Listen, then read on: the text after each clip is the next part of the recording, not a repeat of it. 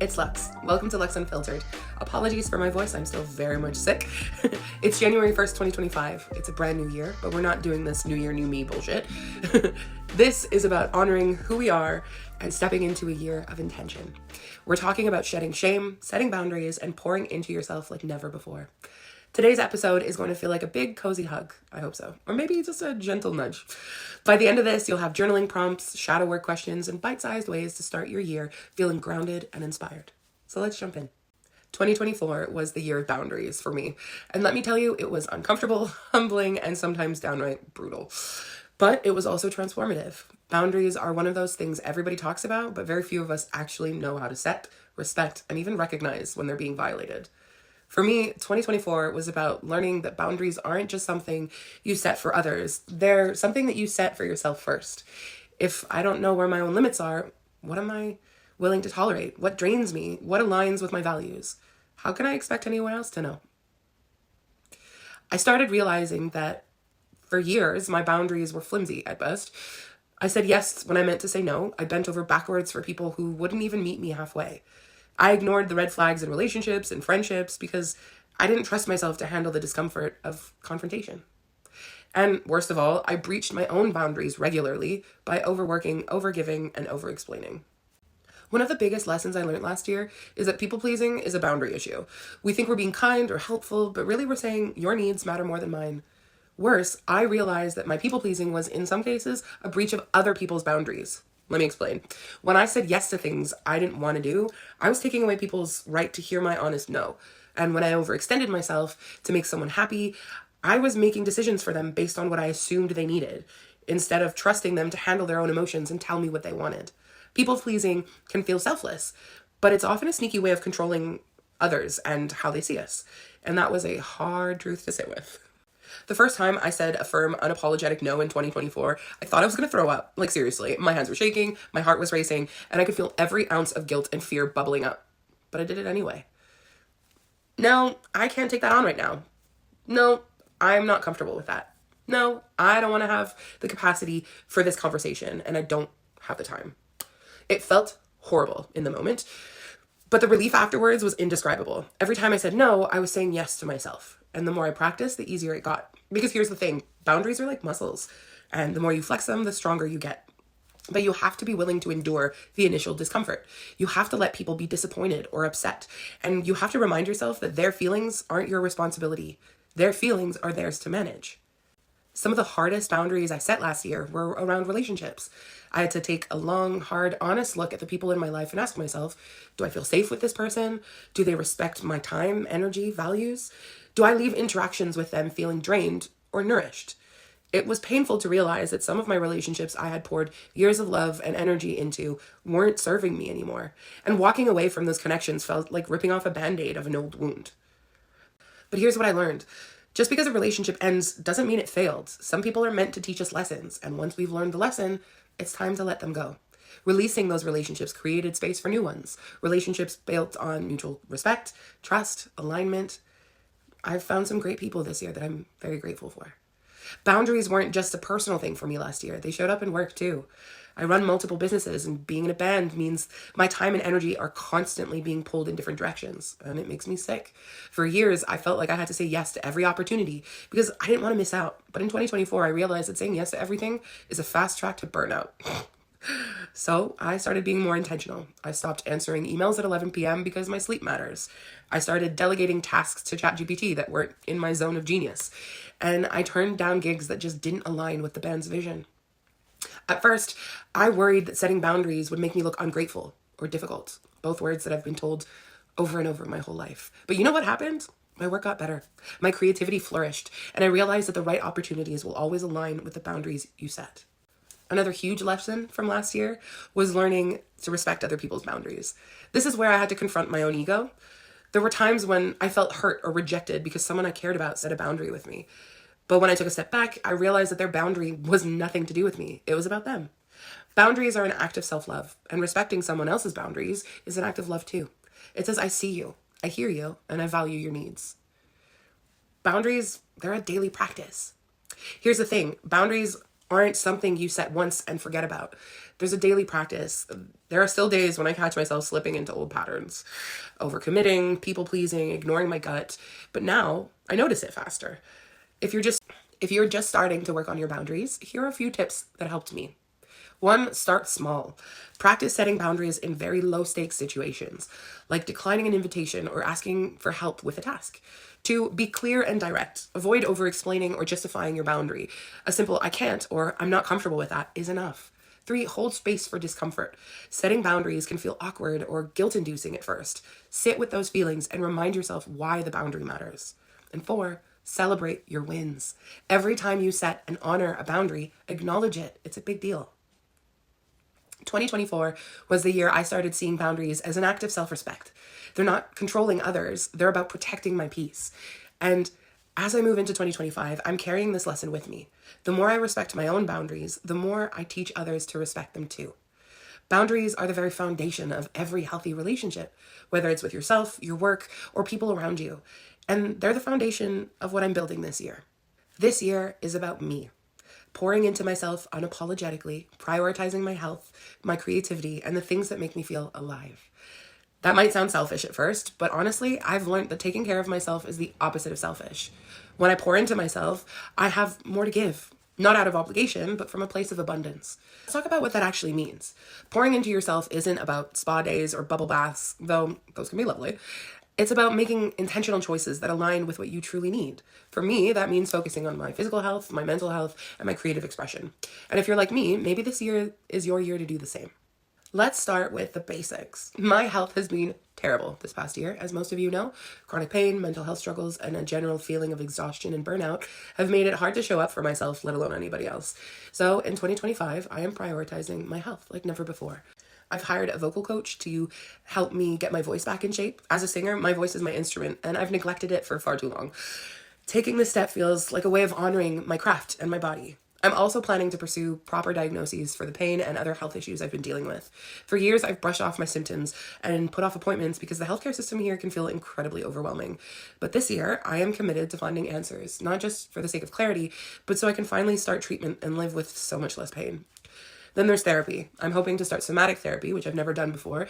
It's a form of therapy that focuses on the connection between the mind and the body. I've carried so much tension and trauma in my body for years, and I know it's time to release it. Therapy isn't always easy, but it's one of the most powerful ways to get into yourself. If you're listening to this and thinking about your own health, ask yourself, what would it look like if I put my health first this year? Maybe it's scheduling a doctor's appointment you've been avoiding. Maybe it's moving your bodies in ways that feels good to you. And maybe it's just drinking more water and getting better sleep. Whatever it is, start small. Build there. Creativity has always been like a huge part of who I am. But last year, I felt so blocked. Depression and burnout have me stuck in this cycle of wanting to create, but not having the energy or inspiration to actually do it. This year, I'm investing in my creativity. I want to get back into things that light me up, writing, music, podcasting, and explore new ways of expressing myself. For example, I'm really excited to dive deeper into this podcast. I want to bring on guests, have meaningful conversations, and share more of my perspective with you all. But creativity isn't just about the work we put out into the world. It's also about the inputs, what we consume, what we experience, and how we nurture our inner artist. So I'm making time to consume art that inspires me, whether that's books, music, or visual art. I'm also planning to travel more because being in new environments always sparks my imagination. If you've been feeling stuck creatively, I encourage you to think about what fills your creative well. Is it spending time in nature, reading a great book, trying a new hobby just for fun? Whatever it is, make space for that this year. And it doesn't need to be perfect, you just need to start. Mental health is another big focus for me in 2025. After years of dealing with depression, I've learned that my mental health doesn't improve by accident. It takes intentional effort. One of those ways that I'm trying to pour into myself is by practicing consistency. Consistency doesn't come natural to me, thanks ADHD, but I know that it's something I need to work on. Not in a rigid all or nothing way because autism, but in a compassionate way. For example, I've started using the full moon as a check-in point for my intentions. Every month, I reflect on what I want to release and what I want to attract. It's a simple ritual, but it helps me stay connected to my goals without feeling overwhelmed or like I need to start my whole life over on Monday. I'm also leaning into the idea of attraction. Instead of chasing success or forcing outcomes, I'm letting things flow to me. I'm grateful for anything that comes my way. That doesn't mean that I'm sitting back and doing nothing, though. It means I'm aligning my actions with my intentions and trusting that the right opportunities are going to come.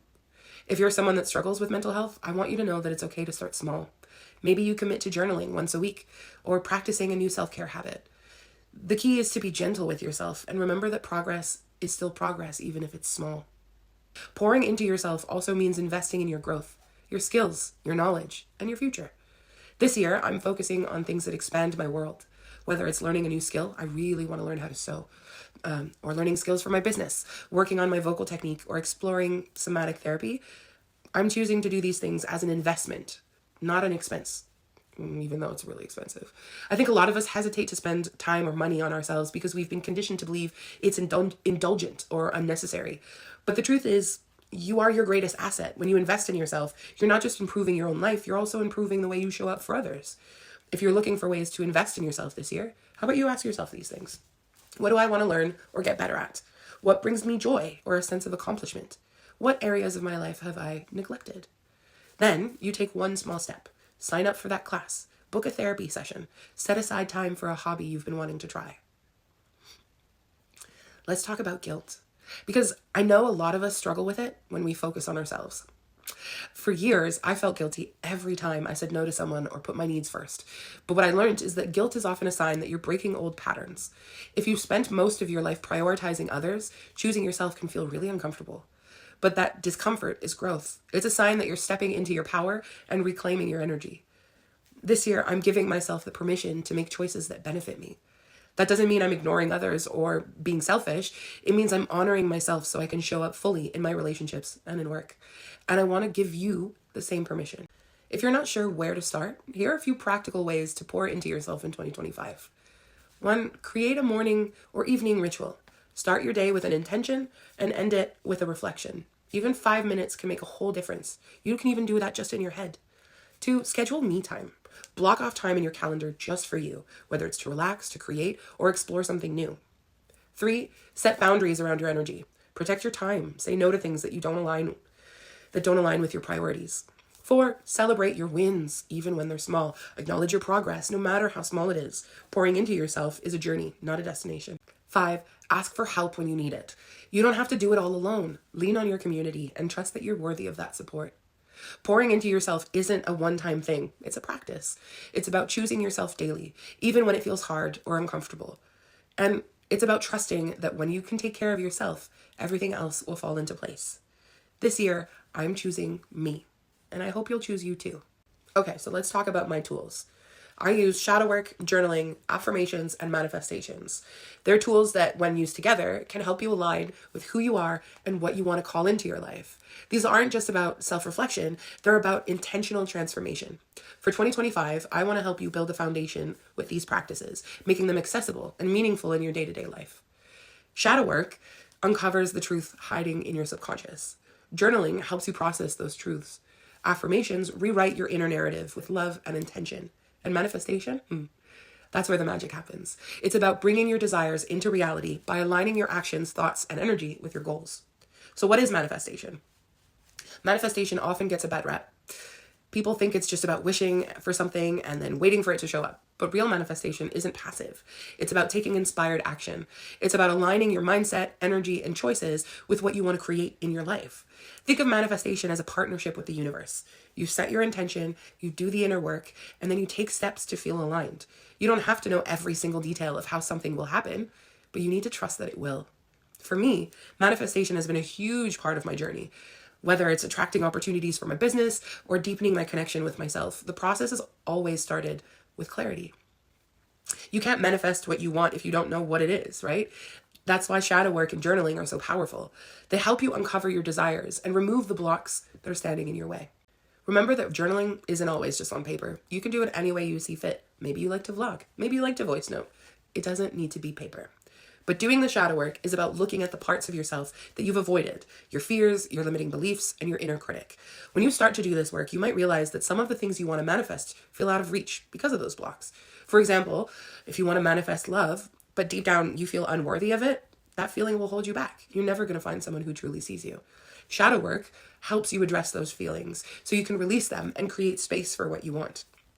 Here's a shadow work exercise to pair with your manifestation. 1, write down one thing you want to manifest in 2025. 2, ask yourself, what fears, doubts, or beliefs are keeping me from fully believing I can get this? And 3, journal about where those feelings are coming from. Are they tied to a past experience, societal expectations, or is it just self-doubt? And 4, create an affirmation to counter those beliefs. For example, if you feel rejection, your affirmation might be, I am worthy of love and connection. Shadow work really isn't about eliminating your fears. It's about understanding them and choosing to move forward anyway. Journaling is one of the most powerful tools for manifestation because it helps you clarify your intentions. When you put your desires into words, you start to make them real. You're not just thinking about what you want, you are creating a roadmap for how to align with it. Here are some manifestation journaling prompts that you can use in 2025. 1, what does my dream life look like and feel like? 2, if I had no fear or limitation, what would I create for myself this year? 3, what is one small step I can take today to move me closer to my goals? 4, what energy do I need to embody to attract the life I want? And 5, what limiting beliefs or patterns am I ready to release to create space for my desires? When you write these down, don't just list them out. Immerse yourself in these feelings. For example, if you're journaling about your dream life, describe it in vivid detail. What does it look like? What does it feel like? What does it smell like? Where are you? Who are you with? Who are you when you're living this? The more specific you are, the more aligned with your energy you become, and that will be what you call in. Affirmations are a key part of manifestation too, because they help you align your thoughts and your energy with your desires. They're not about pretending everything is perfect. They're about choosing to believe what's possible. When you're creating affirmations, focus on the present tense and use language that feels empowering. For example, I am worthy of the success and abundance flowing into my life. I attract opportunities that align with my purpose and my values. I am open to receiving love, joy, and connection. I trust the timing of my life and know that everything is unfolding for my highest good. I release doubt and embrace the certainty that my dreams are coming true. The key is to repeat these affirmations consistently. Write them down so you can see them every day, whether it's during your morning routine, while you're driving, or even if you're falling asleep. Over time, they'll start to shift your mindset and create a sense of alignment with your goals. If you're a visual person, vision boards are incredible. And they're wonderful to manifest your intentions. They act like a daily reminder of what you're working towards and keeping your goals front and center. You can create a vision board digitally too. I use Canva for mine and then I use it as my laptop background. Or you can go old school with magazines, scissors, and glue. Oh, fun craft. The process is really simple. Find images, words, symbols that represent what you want to manifest. Arrange them in a way that feels inspiring and aligned with your goals. Place your vision board somewhere where you will see it regularly, like in your workspace or as your phone background. The magic of a vision board isn't just in looking at it, it's the energy you bring to it, right? Every time you see it, you remind yourself that you're already on the path to creating those things. One thing I've learned about manifestation is that it doesn't have to be a huge thing. It doesn't need to be life-changing goals. You can manifest small, meaningful things too. A great conversation, a moment of peace, or even your favorite parking spot. Ask my cousin, she knows. I can manifest a parking spot. When you start practicing manifestation in everyday life, you build trust in the process. You start to see that you are capable of creating the life that you want, one intention at a time. Here's how shadow work, journaling, affirmations, and manifestation come together. Shadow work will help you uncover what's holding you back. Journaling gives you space to explore your desires and intentions. Affirmations align your mindset with your goals. And manifestation is a process of bringing those goals into reality. This isn't about forcing things to happen or pretending everything is perfect. It's about creating a relationship with yourself and the universe. And it needs to be rooted in trust, alignment, and inspired action. If you're ready to dive into these practices in 2025, here's how to start. Create a routine. Dedicate some time each week to shadow work, journaling, affirmations, or manifestation, whatever feels most accessible to you. Be consistent. These practices are most powerful when they're done regularly, even if it's just a few minutes every day in your head. Stay open. Manifestation requires a balance of clarity and flexibility. Be specific about what you want, but open to the idea that it might come in a way you didn't expect. Celebrate your wins. Every time you see a manifestation come to life, acknowledge it. Gratitude reinforces the process. 2025 is the year to step into your alignment. By combining shadow work, journaling, affirmations, and manifestation, you're creating a blueprint for growth, healing, and abundance. This isn't about changing who you are. It's about honoring who you've always been and stepping into the power. You have everything you need within you to create this life you want. So grab your journal, your phone, your voice notes, light a candle, and start exploring. Your future self is already waiting for you. Go meet them. Okay, so let's get one thing straight though.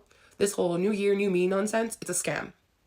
It's the kind of messaging that makes us feel like we need to throw away who we are and start over from scratch, and I'm not here for it. January has become this corporate playground where you are bombarded with ads telling you that you need to change everything from your weight to your wardrobe to your routines. It's like we're expected to wake up January 1st and be a completely different person. But why? Who benefits from this pressure? Spoiler alert, it's not you. So instead of buying into the new year, new me, it's a hustle that I no longer want to be there for. So let's talk about the different approach, honoring the you that already exists. You don't need a new you. Here's the truth. There's nothing wrong with you. You don't need to be a new you. What you need is to honor the version of yourself that's already here and the past versions of you that got you there. The versions that survived everything life has thrown at you. The version that's grown and evolved even when it wasn't easy. When we chase this idea of a new me, we're rejecting the parts of ourselves that were conditioned to think that weren't good enough. But those parts, they are just as worthy of love and compassion as the parts we're proud of. That doesn't mean you can't grow or change. Growth is beautiful, but it should come from a place of self-love, not self-rejection. You can evolve while still holding space for the parts of you that are messy, complicated, and unfinished. Let's break down why resolutions don't work for most people. They're often rooted in shame. Resolutions are usually framed around fixing what's wrong with us, right? Our weight, our habits, our productivity. They're too rigid. Life is unpredictable, and when we inevitably hit a bump in the road, we feel like we failed. And they lack intention. A resolution is, I'm going to lose 10 kilo. That might sound clear, but it doesn't address why we have that deeper goal. Instead of resolutions, how about we focus on intention? Intentions are flexible, they're value-driven, and they're rooted in self-compassion. They're about how you want to feel and who you want to become, not just what you want to achieve. So here's my mantra for 2025. Grounded, glowing, and growing. You don't need to reinvent yourself. You just need to pour into yourself. When I think about this, I'm reminded of the Japanese art of kintsugi. I hope I said that right. Where broken pottery is repaired with gold. The cracks aren't hidden, they're highlighted, turning the object into something even more beautiful. And that's what I want for this year. Not a new you, not a new me, but a golden you and a golden me. A you that's been through some shit and you've come out stronger, shinier, and more resilient. January tends to come with this frantic energy to change everything all at once. But let's be honest, that's not sustainable, and that's why people stop the gym 6 weeks in. You don't need to wake up January 1st with this whole new routine, a color-coded planner, and a perfectly curated life. It's okay to take it slow, and it's okay to choose things to focus on and let the rest unfold naturally. So here's a reminder. Growth is not linear. It's a messy cycle that turns and turmoils, and sometimes it feels like you're going backwards. But even in those moments, you're still moving. One of the most radical things you can focus on this year is focusing on what you already have working in your life. Instead of obsessing over what needs to change, take a moment to appreciate what's going well. Here's an exercise for you. Write down 3 things that you're very proud of from this past year. Write down 3 habits or qualities about yourself that you want to carry over into 2025. And reflect on how those things make you feel and how you think you can build on them. When we shift our focus from fixing to appreciating, we create a foundation of self-love that makes growth feel exciting instead of overwhelming. If you still love the idea of setting goals for the new year, that's great. I'm never going to tell you not to. But let's reframe them so they feel supportive, not punishing. Here's how I set intentions that align with my values. I start with how I want to feel. Instead of focusing on outcomes, I think about the feelings I want to cultivate. Do I want to feel more peaceful or energized or connected? And I let that be my goal. I make them flexible. I give myself permission to adapt my intentions as my life evolves. Flexibility doesn't mean failure, it means growth. And I focus on the journey, not the destination, which is so cliche, but celebrating the small wins along the way, because those moments are what add up to my real change.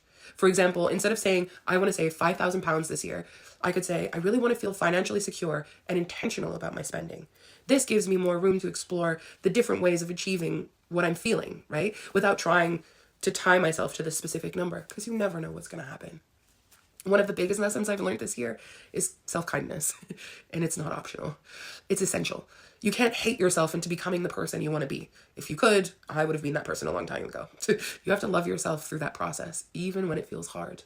That means giving yourself grace when you slip up, celebrating your progress no matter how small, choosing rest over hustle when your body needs it or your mind needs it.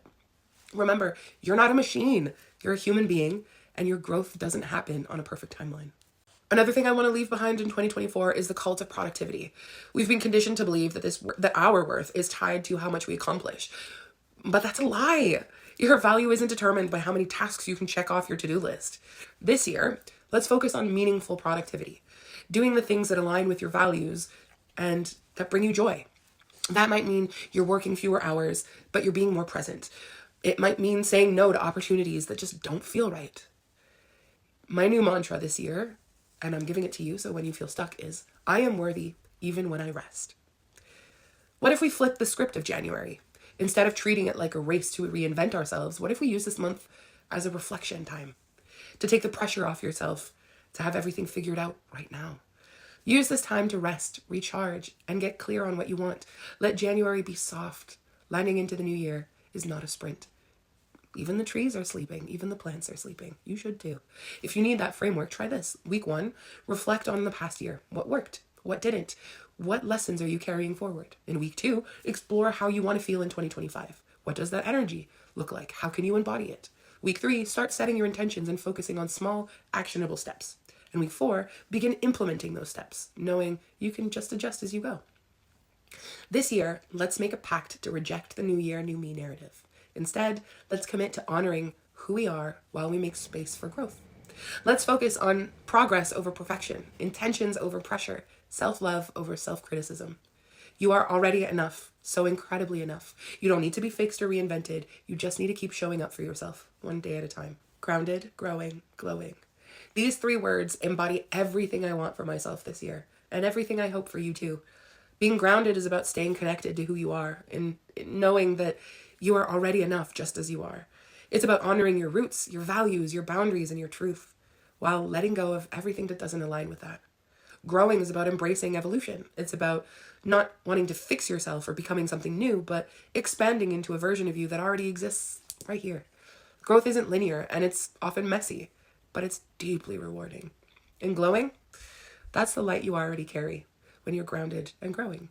It's the confidence, peace, and joy that comes from living in alignment with your values and intentions. This episode has been a journey through some of the most important lessons I've learned, and I'm still learning. We've talked about the power of boundaries, the importance of pouring into yourself, the transformative practice of shadow work, and rejecting the toxic pressure of new year, new me.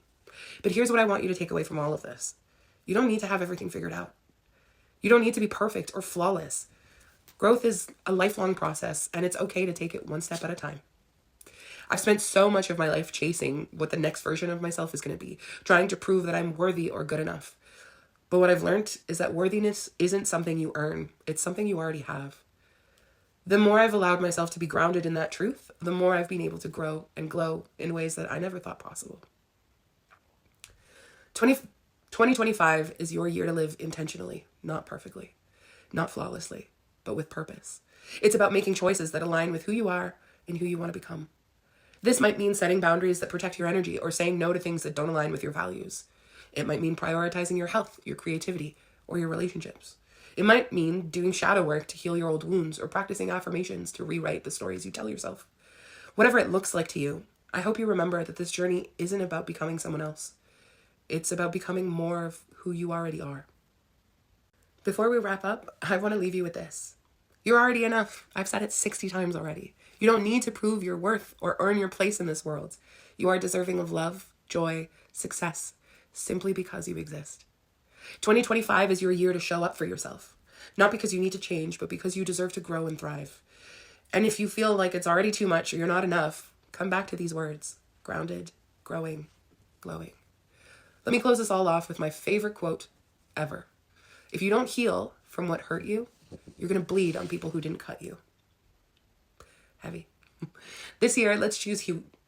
Let's choose growth. Let's choose to be grounded, growing, and glowing in everything we do. That's it for today's episode. Thank you for spending this time with me and being a part of this community. It's meant the world. If you have loved this episode, I'd love for you to share it with someone who you think might need it, or just keep it bookmarked to come back to when you need a little grounding. Okay. I love you. Bye.